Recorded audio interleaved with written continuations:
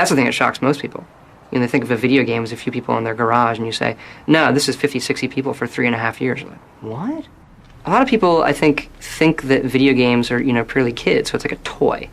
So, why would you put that much effort into something that's a toy? I was the kid. I was writing games when I was, 12, whatever.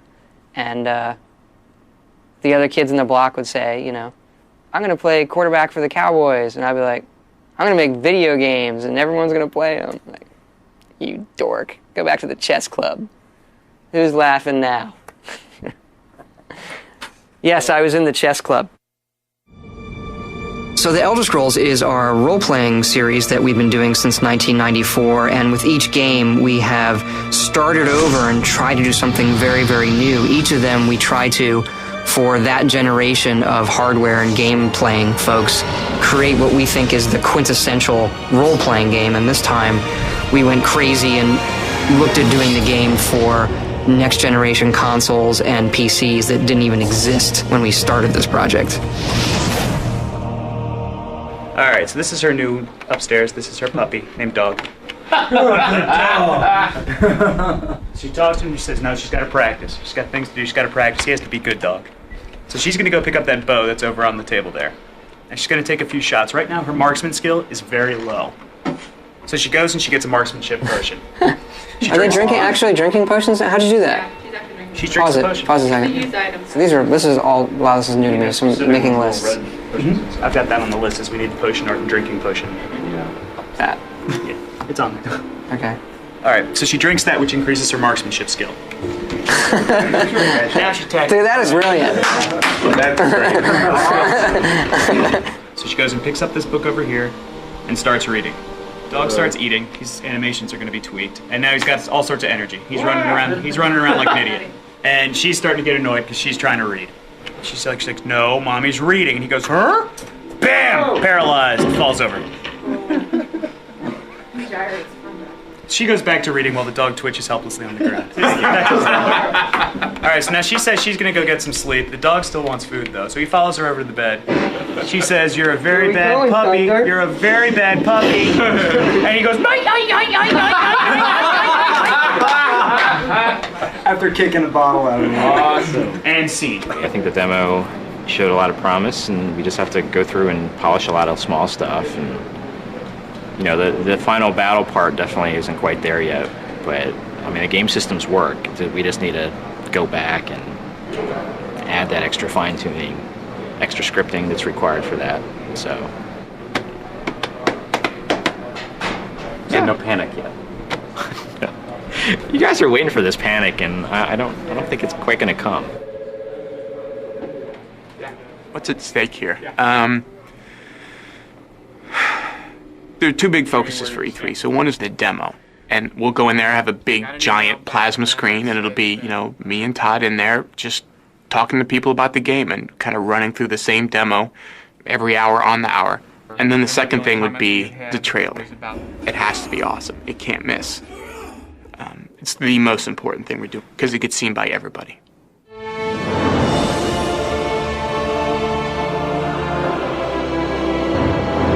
For 65 years I have ruled this empire.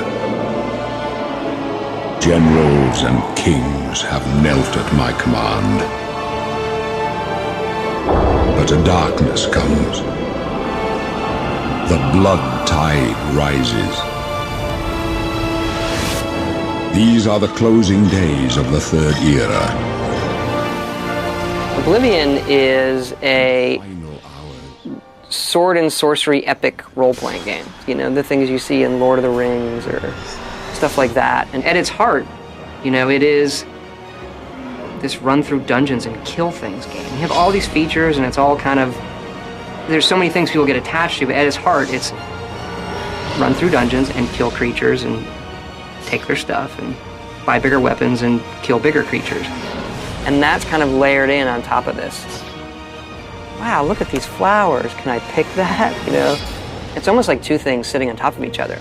Here's the game, and then here's the virtual world.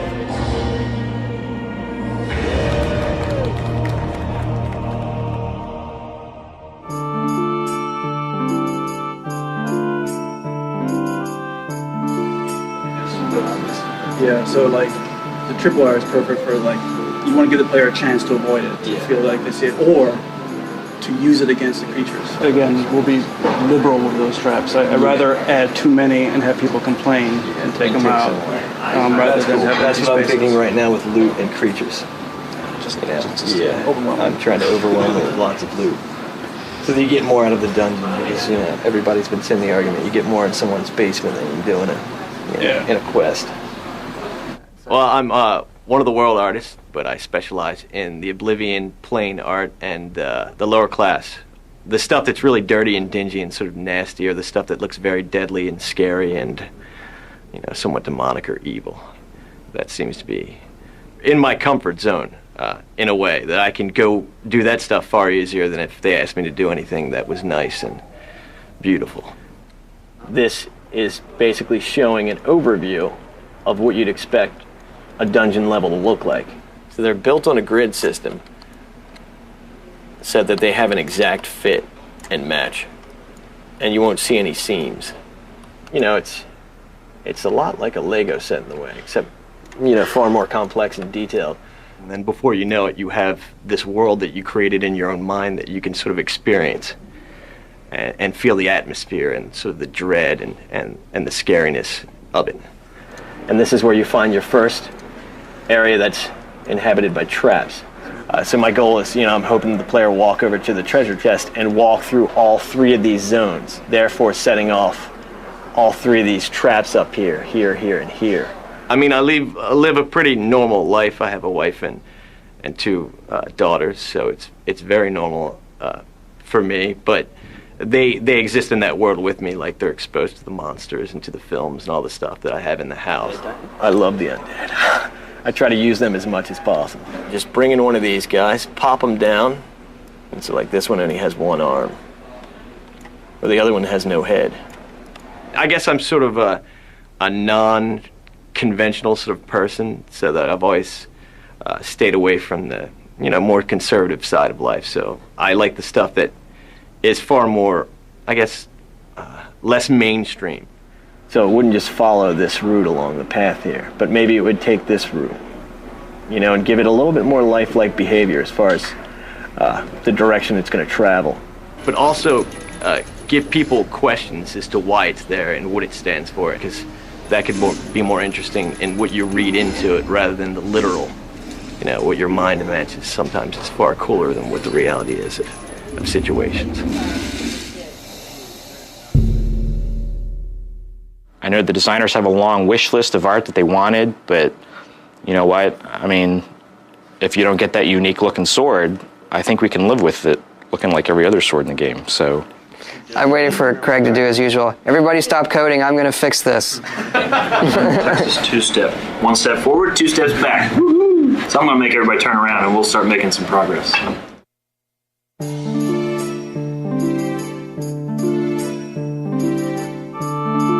I think the big thing is the AI we have in the game. We designed this system, Radiant AI, that allows the people in the world to react really intelligently, and they sort of have their own goals, so they can look at their environment around them and decide how they want to accomplish them. Our NPCs exist no matter if you're there or not. They're doing what they're supposed to do. You can send a guy off to a dungeon to kill stuff, and you don't have to go with him. You go back to that dungeon, either he'll be dead or the things that he was supposed to kill will be dead. I mean, it will have happened whether you were there or not. Like this guy, I can basically go up to him and say hi to him, and he'll greet me. He'll chat with me. His aggression is like a 5. I'm going to give him a higher aggression. So now he really hates my guts. He tremendously hates my guts. So we're going to move over here, and he's immediately going to go combat with me. The guy behind him's a guard. So he committed a crime by attacking me. So the guard will attack him. These other guys are just trying to stay away. So eventually he figures out the guard is a much dangerous target than I am, because I haven't struck him once, so he'll fight the guard. But the good guard saved me, kept me from getting killed. One of the initial things we had was we turned it on so the guys could all do their stuff, and some guy went around town, some NPC you couldn't even see, went around town and bought all the armor. So when you went to the stores, there was nothing for you to buy. It's like a ship that's springing all these water leaks, and we're constantly filling them up. Did you realize the player can easily steal a horse, ride it to this guy's place, leave it in his house, and steal all his money when the other guy goes out and tries to ride the horse, and hilarity ensues. When you have something that's powerful, it has a great capacity to be really cool or a great capacity to really make insanity. They're my actors, they're my children, they have to behave properly. When they're not acting right, everyone comes looking to me. So yeah, I talk to them and I have them set up and know what they do. And yeah, it's kind of odd, but...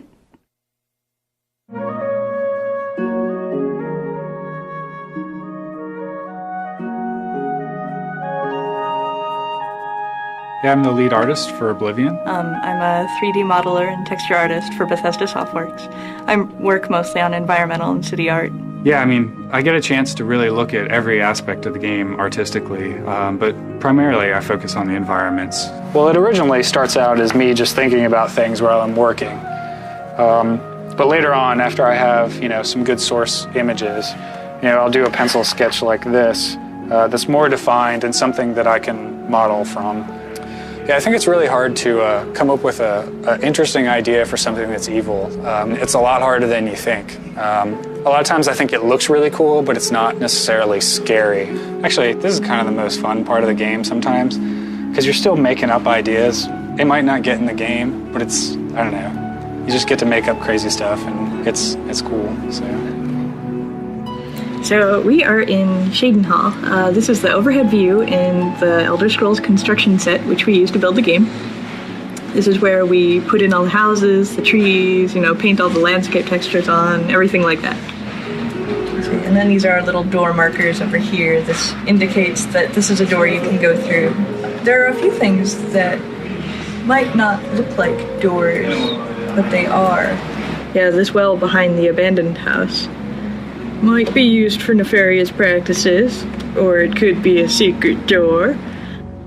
It's really fun because, we go everywhere to find source photographs. Like, we took a day trip to DC one weekend and we just took tons of pictures of buildings, trying to get the just the right, stone pattern and making sure that we photographed everything we possibly can, just in case.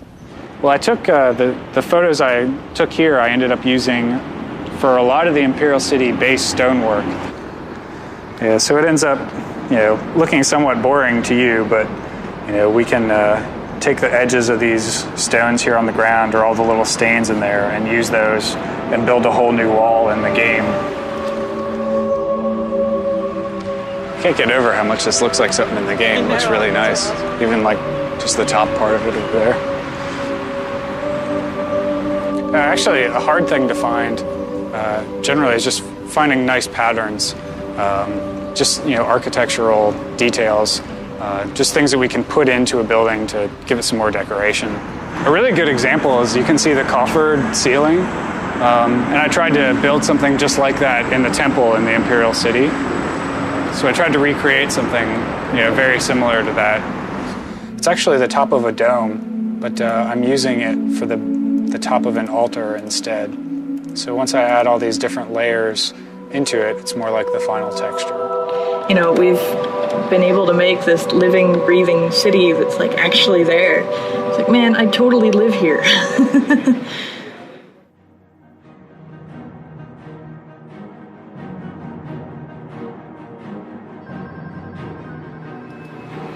Just type pick idle. Pick idle. What's that supposed to do? Did you actually select the right idle animation in the idle manager? Yes.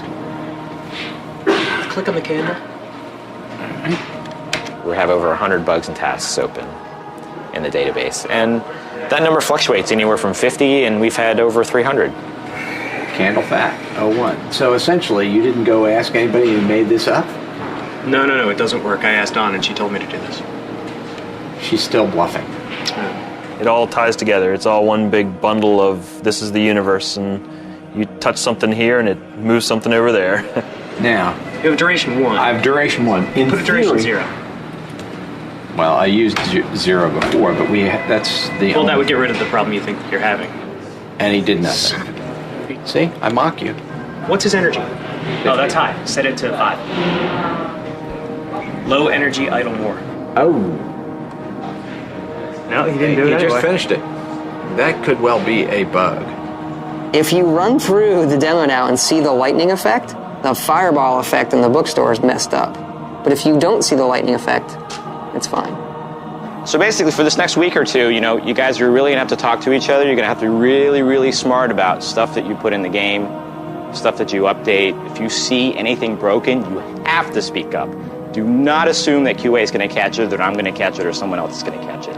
If it says E3, it needs to be done that day. And if you look at it and it can't be done that day, talk to somebody about it. Because we need to sort of slot these things and make sure it's all done over the next week. We've seen it, it's there. We just sort of have to, get some of the mess out of the way and let it shine through. But we've done it before, we can do it again. So, let's do it. I'm basically the chief deficiency inspector. So if there's any problems, I'm the one in there finding them. Primarily, I'm looking for crashes. Anything at this point specifically that's going to make the demo look incomplete. Like, the worst thing that could possibly happen is for it to crash while we're showing it to people. Oh, there it is. You see that? How'd you do that? Hey, Chris. It's that power attack thing where you get stuck. Can I kill every creature in the game? Can I soul trap every creature in the game? Can I click every button in the game? Can I exit the game from everywhere in the game? If I save the game this way, does anything get messed up? If I go here and save, does anything get messed up? I think we should throw a fireball here, but that's up to you. Because I think it was... No? Now you've ruined everything. But it looks so cool going down there. Yeah. That's the beauty of my job is I get to do everything hundreds of times. Minimum 2 times an hour, 10, 12 hours a day, 30 a day all week. Hey, that's like 150 times this week.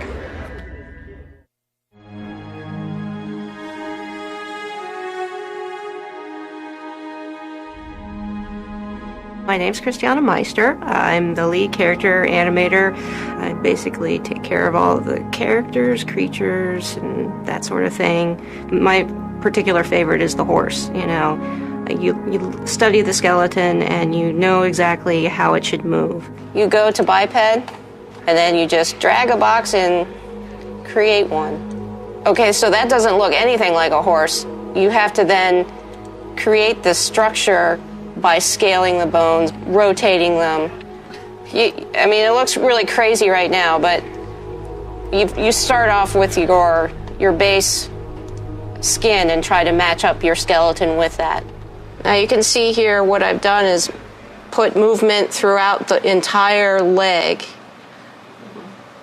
but that doesn't react with the rest of the body. So then what you need to do is make sure that the rest of the body reacts to that movement, because it does in real life. If you move her head, you see the hind end actually moves. Everything's connected. There's not one joint that you can just move independently, really.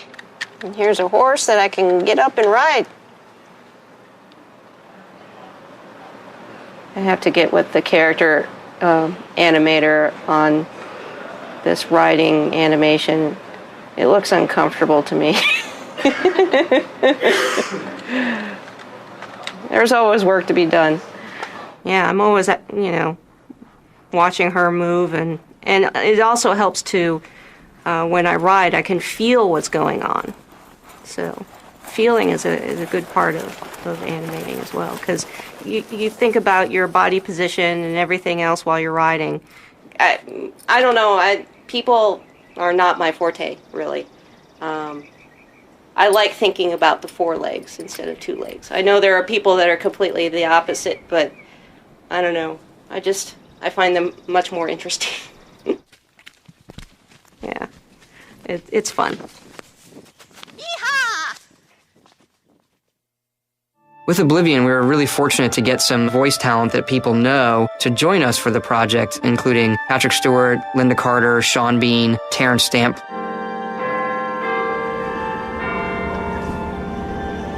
I'm always anxious about getting her late. God, if I miss this. I tried to get on an earlier flight. We got to the airport early, but they wouldn't let me on it. So,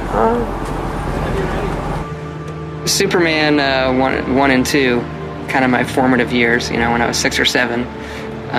Terrence Stamp is General Zod, and he has a great line in Superman 2 where he gets Superman to kneel, and son of Jor-El, kneel before Zod. And my brother would always do that, but change Zod to Todd. So just over the years, one of those things, you know, for 20-some years, just keeps going, and now I'm gonna meet him, and if I can get him to record it, send it to my brother, that'd be great. As for the rest, the weak shall be winnowed, the timid shall be cast down, the mighty shall tremble at my feet and pray for pardon.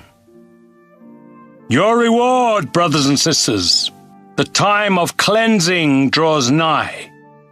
Weakness will be purged from the world, and mortal and immortal alike purified in the refiner's fire. That gave me goosebumps. Terrence Stamp plays kind of the, you know, he's the bad guy. Somebody who comes from a different line of kings, who wants to make this world his own. So he's kind of a priest. You know, he's not a cackling maniac. We like to have our bad guys be a little grayer. We want that moment where the player goes like, maybe he's right. You think I mock you? Not at all.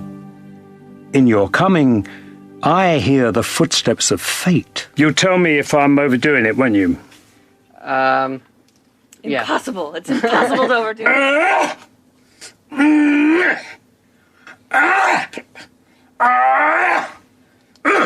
Yeah, it's kind of like he said while we were there, the character just came out of him. It's like a very serious voice.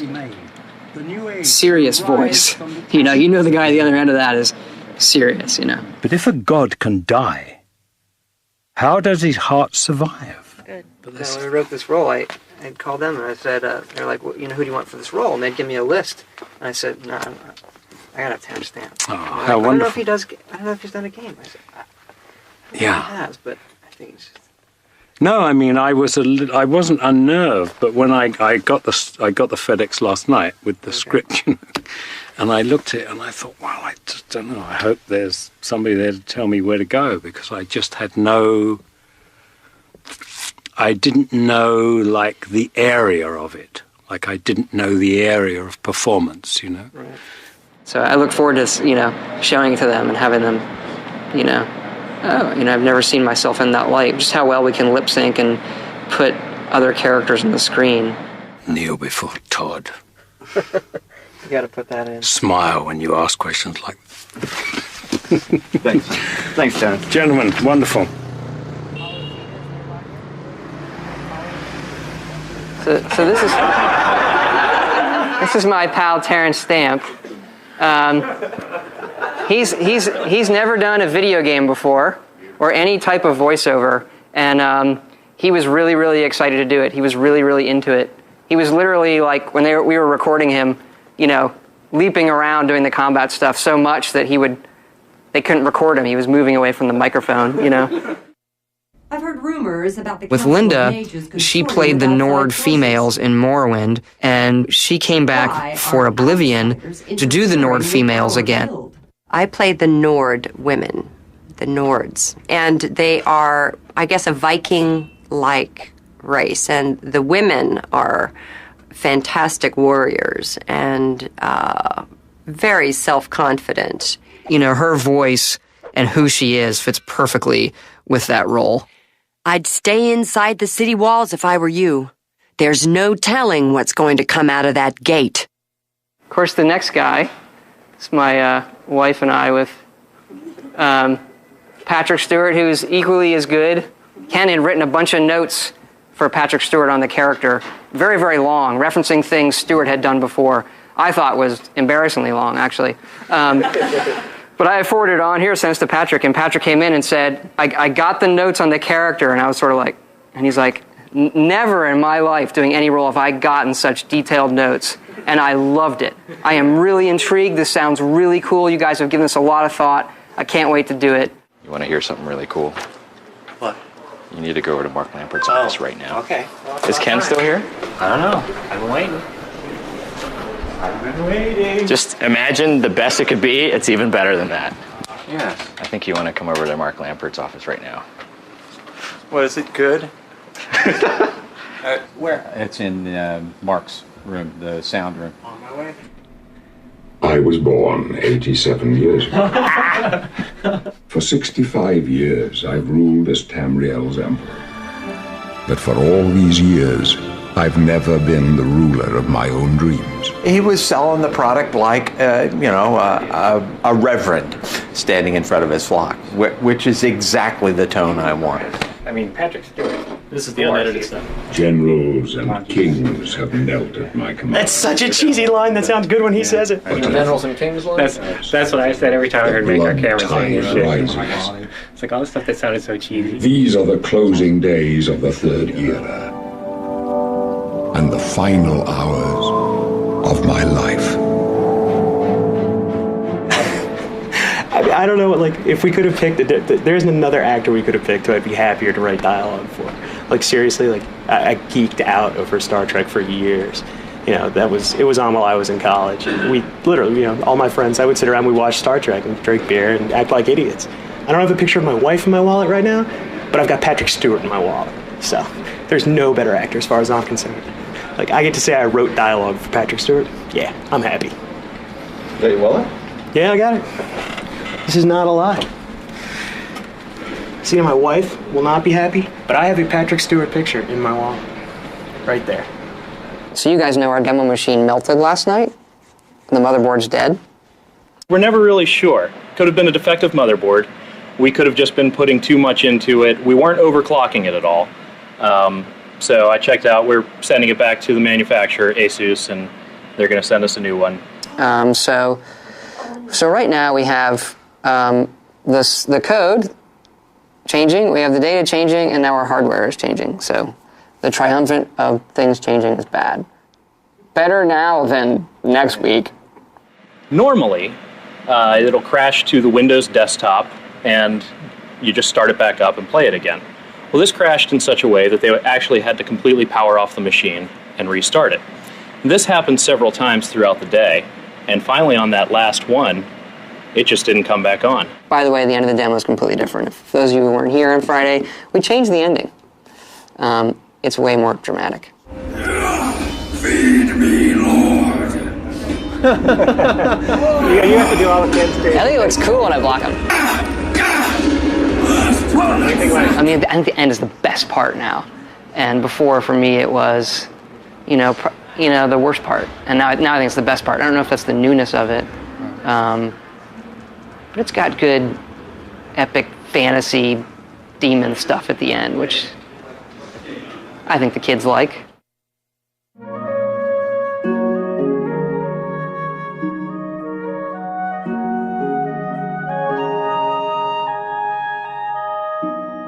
Yeah, the Force stuff for us has always been the kind of rendering-wise the craziest thing that we're trying to do, and the thing that also has the biggest visual impact of the game. People see it, wow, I've never seen that before. Usually when building a scene like this, I start out by placing the rocks. I sort of look at the lay of the land, which is generated first, and then I try and pick out spots where a rock might naturally occur. I've got this big one here. So, I would just take a big rock like this and plop it down, sink it to an appropriate height, and then I'll go and add like little satellite rocks around it to try and create a feel that there's some natural erosion going on. Came out looking for source textures for some of the surfaces in the game, specifically terrain textures and like pictures of the ground, things like that. It's really tough to find images like that online, for those purposes anyway. With a rock, a lot of the visual impact is going to boil down from the texturing, from the coloration in it, and then using like shader techniques to try and get the shine and sheen and the cragginess to it, like how the lighting splays across it. This color and texture is perfect for some of the textures that we were trying to recreate in the game. I mean, obviously the moss in general is mostly green, but there's lots of other little details here that really help make the textures more believable. There's lots of other little browns in here, lots of little highlights in the green, and just other little random bits of nature. I've always obsessed over natural foliage and just greenery in games in general. For some reason, I think that's really cool. It's just not something that you normally see, and I definitely think it's a fun environment in a game to play in. If you think about all the leaves individually, they're probably pretty close to the same color, but you see them all in a scene like this. There's so much contrast and play of light. In the foreground here is an example of some of our grass that we have in the game. So we've got some ivy in here and some tall grass. Further on, I think there's some sort of generic forest weed types of plants. They really add a sense of movement and life. Like, it really makes the ground feel much more organic than this flat, textured surface might. There's kind of a quiet solitude about it, where there may be lots of cool and interesting things going on within the game, but you can sort of know that it's in its own little pocket, so to speak. It's kind of isolated from reality around you. It's really nice when they're cluttered with lots of interesting things that fool you for a second into thinking that you're in a real world. Well, it's Thursday morning, and E3 starts next Wednesday. However, the computers need to be shipped out, and they need to arrive there by next Monday, so we basically have until tomorrow afternoon before we basically have to stop work. The machines get packed up and they get shipped off. We're on schedule. It's taken all late nights, deep into the mornings the last 2 weeks, but looks good. Okay, I'm a little under the weather, so I'm going to try to get through this, but if my voice dies, bear with me. We built Oblivion from day one to be a next-generation game for both the PC and the Xbox 360. We've always tried to make our worlds come alive visually, but Oblivion takes this to new levels. Our artists have painstakingly modeled over 9,000 objects. There are 9 main cities in the game and dozens of smaller settlements. Over 1,000 NPCs live in Oblivion, all with their own schedules and jobs. Good morning! Oblivion features over 50 hours of recorded dialogue, all lip-synced in real time. They say the streets run red with blood, and the Daedra will soon overtake the entire city. The voices fill half of the game's DVD. Please, come on upstairs with me.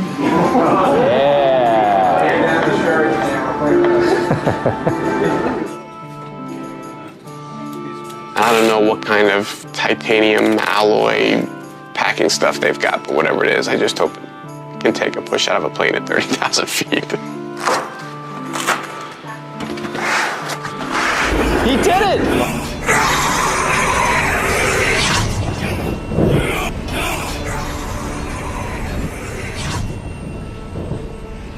Now I just need to make sure that works all day. If you do not have any big buttons, please proceed through the register. If they don't like it a lot, I'll be really disappointed. It's all about meeting expectations. It could still be like one of the best games there, but if it doesn't meet their expectations... What time we start? Oh, right now it's 7:10, and we were supposed to be starting the Microsoft event in 5 minutes, but that's not going to happen.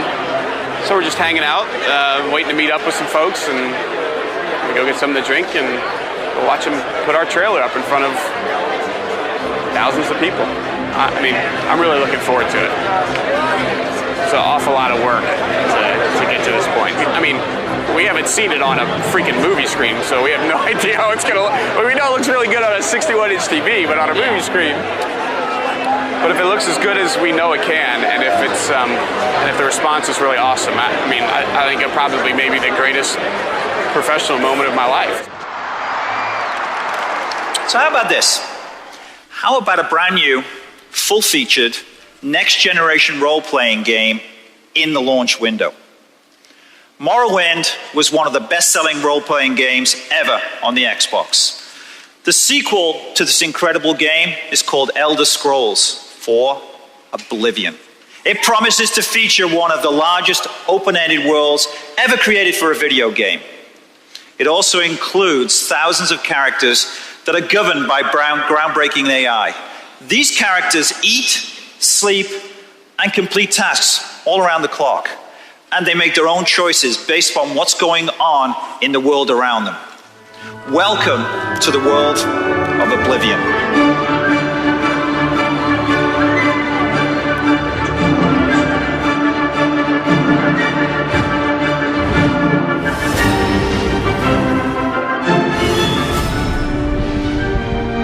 Hi, I'm Todd Howard of Bethesda Softworks, and welcome to our presentation of The Elder Scrolls IV Oblivion.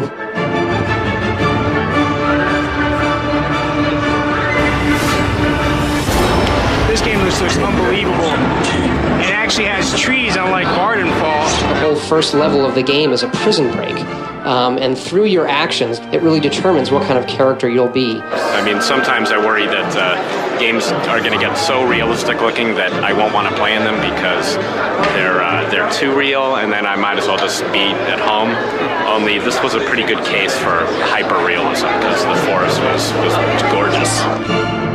Unbelievable. It's easily the most impressive game that we've seen at E3. Yeah, it's like with the radiant AI thing. Yeah. That's always one of my big issues with RPGs is the NPC characters are kind of boring. Like they're just there and you talk to them and they're kind of just like this clunky way of getting information. But it's so much more entertaining to watch like somebody flame their dog.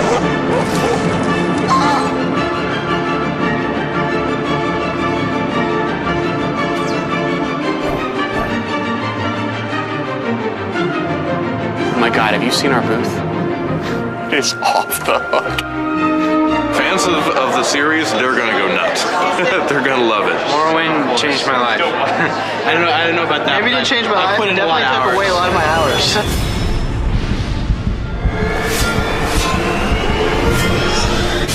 We look back at what people really liked about role-playing in the first place. The setting, the action, the heroism.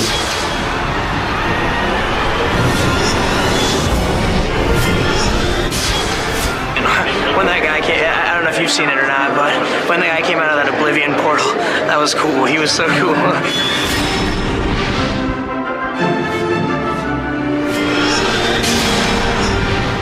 They do have a very unique sort of little setup there, doing titles that take a long time, that have a distinct story, and they've really resonated with fans over the years. I totally love the storyline as it is, and like the way it develops is like just so good. And as you know, if it's an Elder Scrolls game, people are going to go buy it just because.